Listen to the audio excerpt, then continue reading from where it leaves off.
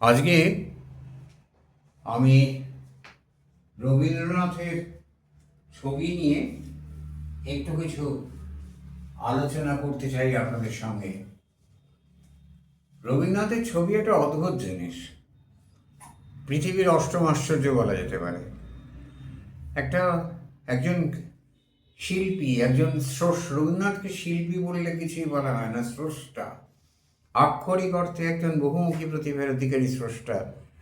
তিনি তার 67 মতান্তরে 72 বছর বয়সে ছবি আঁকা শুরু করেন। জীবনের শেষ 10 বছর ছবি আঁকেন। 41 সাল অবধি ছবি এঁকেছিলেন। আর প্রত্যেকটা ছবি হলো, প্রায় 2500-এর ওপর ছবি এঁকেছিলেন রবীন্দ্রনাথ।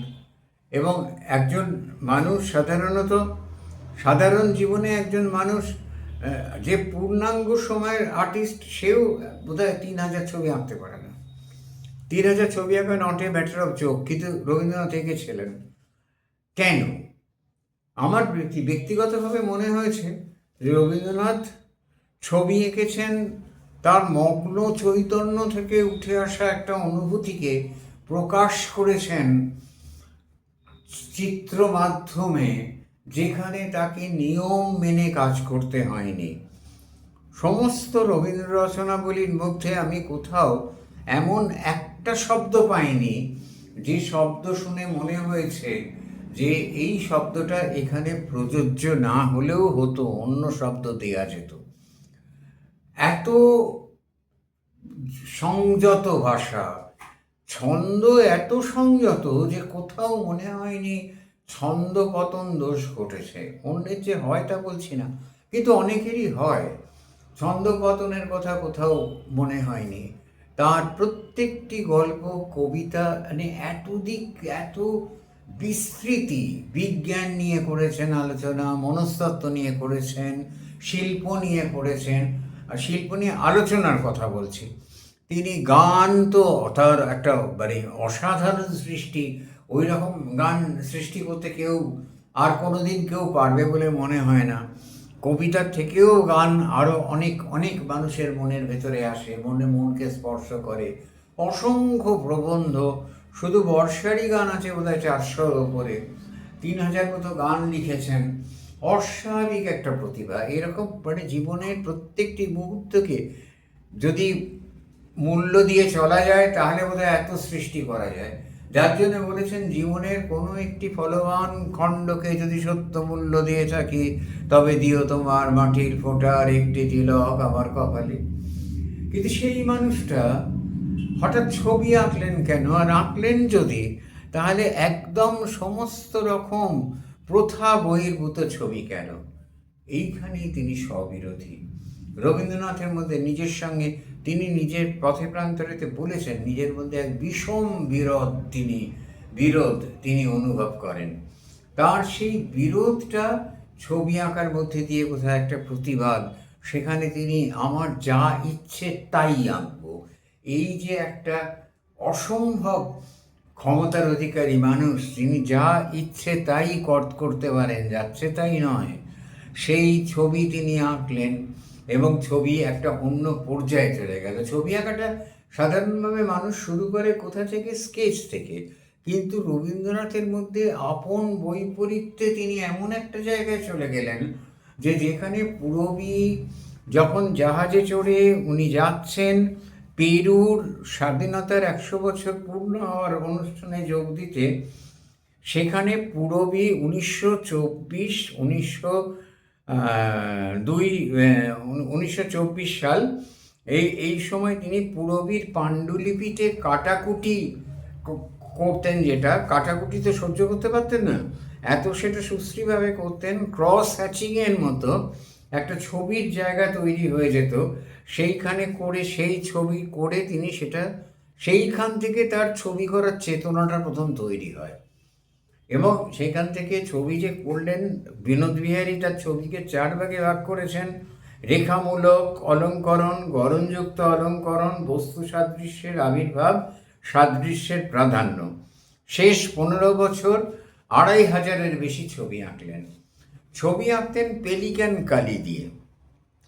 ওই ধৈর্যশীল মানুষটি, ওই প্রশান্তি নিয়ে বসে থাকা মানুষটি ছবি যখন আঁকলেন, সেলফ পোর্ট্রেট যখন করলেন, তখন তার চোখে কি করুণ আকুতি, আর সেই সঙ্গে তার কি অস্থিরতা মুখের মধ্যে রয়েছে। 70 ঊর্ধ্ব যখন কোনো শিল্পী সেলফ পোর্ট্রেট করেন, তখন আমরা এই জিনিসটা গাহিনীর ক্ষেত্রে দেখেছি, তিনট্রাটার ক্ষেত্রে দেখেছি। রবীন্দ্রনাথ কিন্তু এদের অর্থে শিল্পী ছিলেন না, তিনি সারা জীবন প্রথাগত শিল্পের সাধনা করেননি। রবীন্দ্রনাথ যে সেই ছবির মধ্যে যেন সে অদ্ভুত একটা আদিম অধ্যাস, সেটা একেবারে মানে দেখবার মতো।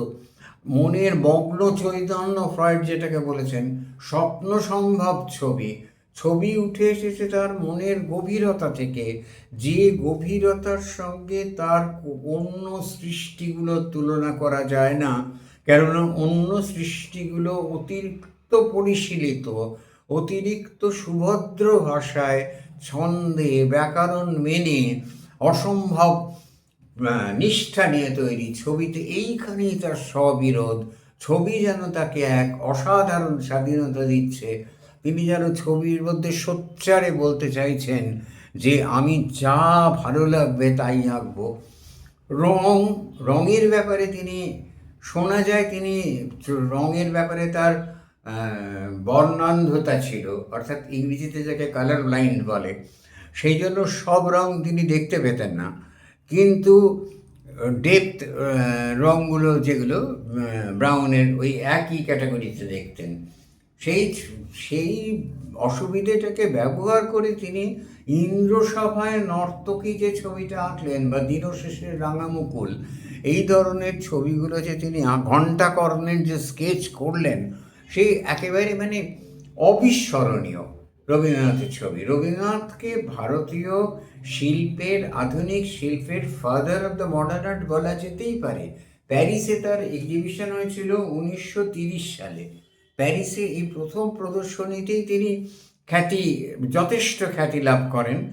আর তারপরে তিনি মানুষের মুখ যখন আঁকতে আরম্ভ করেন, তখন একটা মেয়েদের মুখ আঁকার সময় একটা অদ্ভুত ডিম্বাকৃতি একটা ফর্ম মেনে সেই ফর্মের ভেতর থেকে মুখ আঁকলেন। তার ছবি যেন কবিতার মতো হয়ে গেল, কিন্তু সে কবিতা বিমূর্ত। রবীন্দ্রনাথ বিমূর্ত, সেই কবিতা বিমূর্ত, যা বিমূর্ত বার্তা মানুষের কাছে পৌঁছে দেয়। সেইখানেই রবীন্দ্রনাথের স্ববিরোধিতা।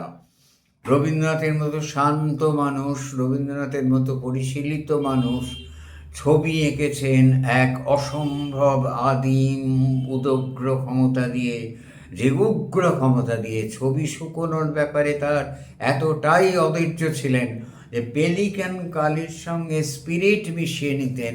এমনিতেই রঙিন কালি ভীষণ তাড়াতাড়ি শুকিয়ে যায় ছবি আঁকতে গেলে। আমরা যারা দু একটা একটু লাইন টেনেছি আমরা জানি। উনি আরও দ্রুত শুকোবার জন্য স্পিরিট ব্যবহার করলেন। অয়েল পেন্টিং করেছিলেন 3খানা, পছন্দ হয়নি। তার যে অয়েল পেন্টিংয়ের যে স্টেজগুলো, দীর্ঘ সময় লাগে কাজ করতে। 2খানা ছিঁড়ে ফেলেছিলেন, নাকি 1খানা ছিঁড়ে ফেলেছিলেন, 2টো বোধহয় আছে। রবীন্দ্রনাথের এই যে ছবিগুলোর মধ্যে পেন অ্যান্ড ইঙ্কের কাজ, প্রথম দিকে তুলি তার হাতে বাগ মানেনি, সেই জন্য তিনি কিন্তু থেমে থাকেননি। তুলির পেছন দিয়ে, যেখানে তুলি সরু কাঠের অংশ, সেটা দিয়ে কাজ করেছেন, আঙুল দিয়ে ঘষেছেন। মানে যা খুশি যা করা যায়, ওর কাছে ছবি দাঁড়িয়েছিল এইভাবেই যে ফলাফলটা কী হচ্ছে, এফেক্ট ইজ দ্য কনসার্ন, ফলাফলটা কী হচ্ছে সেটাই উনি দেখবার চেষ্টা করেছেন, যেটা আপনি কবিতার ক্ষেত্রে করেননি। কবিতার প্রত্যেকটি শব্দ দাড়ি কমা ফুল স্টপ সুচিন্তিত, গানের সুরের প্রত্যেকটি সুর সুচিন্তিত। যেমন খেলাঘর বাঁধতে লেগেছি, কত রাত তাইতে জেগেছি, দুটো ছিয়ের ডিফারেন্স দেখুন। একটা দীর্ঘায়িত, একটা দীর্ঘায়িত নয়, যেটা যেরকম হওয়া উচিত। সেই জায়গাটাকে উনি অসম্ভব ভালোভাবে ব্যবহার করেছেন। ছবির ক্ষেত্রে সেই জায়গাটার কথা উনি ভাবার প্রয়োজনই মনে করেননি। ছবিতে একটা রঙের উপরে আর একটা রঙ ঢেলেছেন, গাঢ় রঙের সঙ্গে মানে সমবাদী কালার, বাদী কালার, বিবাদী কালার, এই সমবাদী রং, বাদী রং, বিবাদী রং, অনুবাদী রং, এগুলো ভাবেনই। এগুলো ভাবার তার দরকার ছিল না। তিনি যেন একটা ঘোরের মধ্যে হাতের কাছে যা পেয়েছেন তাই চাপিয়ে ছবি এঁকেছেন। আবার বলি, যে মানুষটা একটা শব্দ আজ জ্যোৎস্না রাতে সবাই গেছে বনে, এই গানটা লেখার জন্য যিনি রাত জেগে পায়চারি করে গানের কথা ভেবে লিখেছিলেন, সেদিন অবশ্য তার কয়েকদিন আগে সৌমিত্রনাথের মৃত্যু হয়েছিল। ছবির ক্ষেত্রে ছবিকে তিনি নিজেই বলেছেন আমার শেষ বয়সের প্রিয়া। ছবি একটা অন্য জায়গায় তিনি তুলে নিয়ে গেলেন। ভারত একটা রক্ত মাংসের শুধু ব্যাপারটা নয়, তার ভেতর হাড়ের ব্যাপার এলো। ছবির ভেতরে একটা অসম্ভব দৃঢ়তা তৈরি হলো। ভারতীয় ছবির একটা মাইলস্টোন পুঁতে দিলেন রবীন্দ্রনাথ। তিনি অন্য জায়গায় নিয়ে গেলেন ছবিকে। এই জন্যেই ছবির যে মধ্যে দিয়ে তিনি একটা বিদ্রোহ দিলেন, যে বিদ্রোহ দেখালেন যে অনিয়ম দিয়েও নিয়মের কাজ করা যায়, কি অপূর্ব ছবি তৈরি করা যায়। সেই জন্যেই রবীন্দ্রনাথের ছবি বলা যেতে পারে স্ববিরোধী রবীন্দ্রনাথ। নমস্কার।